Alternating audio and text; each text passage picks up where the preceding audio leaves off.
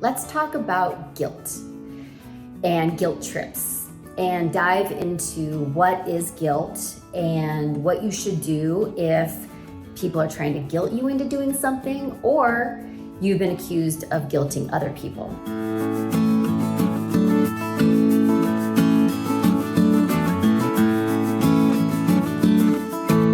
I'm Stacy Rocklein, and I'm on a mission to eradicate loneliness. And anytime there's conflict in a relationship, it does create loneliness, whether it's temporary or a long-term situation. So guilt is really just a conflict.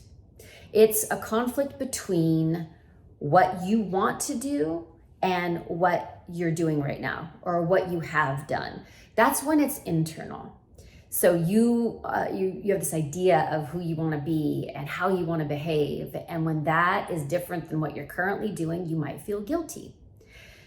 There's also the guilt that can happen when someone else has an idea of what they think I should do or what you should do, and they tell us, and it conflicts with what we've been doing or what we're currently doing.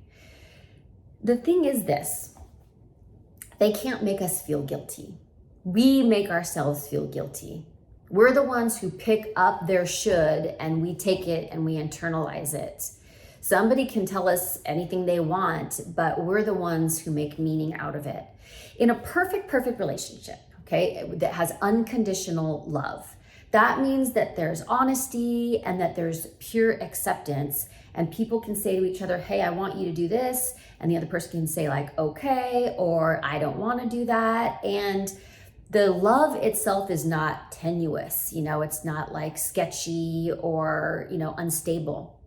But when we have the perception that love is conditional and someone comes and tells us what they want us to do, we might feel guilt as a mechanism to get ourselves to do what they want us to do because we're people pleasers or we want approval. We start to confuse their love with them thinking well of us and us doing what they want us to do.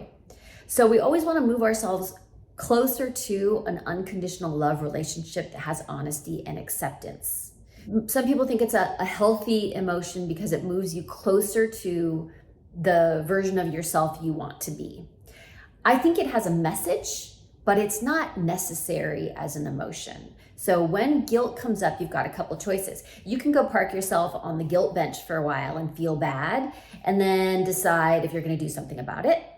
Or you can hear it as the message it is, that is like, hello, I think that we're misaligned with what we want and what we're doing. Let's go take action in that direction.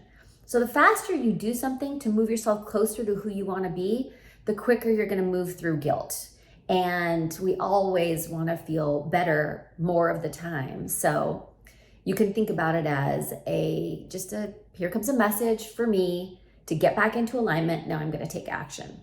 But let's dig into what happens when guilt might be coming at us or we might be pushing guilt out. So say someone says to you, you should be doing something and you're not doing it, or you haven't been doing it. When someone uses the word should, here's what they're doing. They're creating a right and wrongness. This is the right way, you should be doing this, and this is the wrong way, what you're doing. And by saying should, they're pulling an imaginary support. Should implies that that's how this group does it. That's how our family does it. That's how the culture does it, whatever. It garners more invisible support. It's not actually there. So using the word should can trigger us because it feels like a bigger thing is coming at us than just the other person's desire for what they want us to do. So the first thing to remember is it's about them. If someone is coming to you and telling you you should do something, that is about what they want you to do. And that's perfectly okay. We should tell each other what we desire to do or what we desire the other people to do in our lives. Then you get to basically say, okay, I feel guilt. It's a message. And I have to decide, is this for me? Is this a message that is true for me? The other person's desires are like a circle and your desires are like a circle, and sometimes they're going to overlap. And in that overlap section, that's great. That's where we want to move our behaviors and actions so that they're in alignment. But sometimes you're going to have somebody's desires not align with yours. And you have to ask yourself, is this true for me? When someone comes to me and says, you should be doing this, and I go, well, that actually isn't what I want to do, then I don't have to sit around and feel guilty about it. I can either take action if it is something that I want to do, or I can communicate with them that no, actually that doesn't line up with who I want to be, so I'm not going to do that. So the next time you get this feeling like someone's trying to guilt you, I want you to stop and remember, it's about them, and then ask yourself, does this align with what I want? And then it's really important in our really important relationships and our close relationships and people we want to be close to that we are honest with them about our own desires and whether they line up or not, and that we take action if they do line up, because you don't need to spend time on that guilt bench. Okay, now let's say somebody is telling you that you're trying to make them feel guilty. Now, many of us do this, and sometimes it's intentional, and sometimes it's the other person's response. If somebody's really susceptible to guilt, then they may hear you expressing a desire as you trying to guilt them. But there are times when we are manipulating. We are saying, you should do this because we want someone to do something. And that is not the same as expressing our desire. So if you could just eliminate one word in your relationships, that would be should. Instead of saying to somebody, you should do this, you could say, I really want you to do this.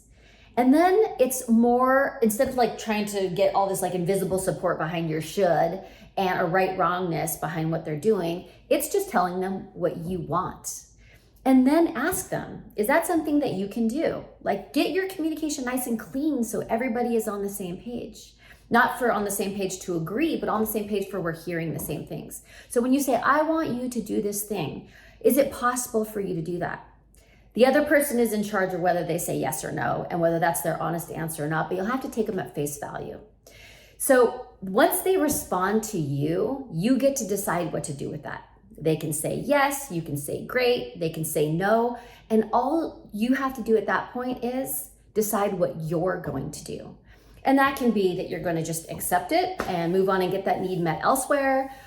If this comes up and it's a deal breaker, it could be the end of a relationship. But rather than thinking that you can manipulate someone else's actions, it's much better to say, I want this, I want you to do this. Can you do it?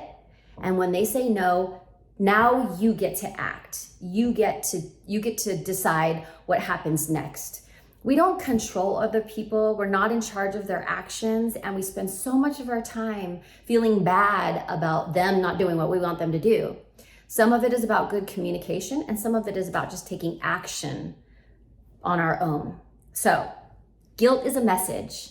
Listen to the message and decide what to do next.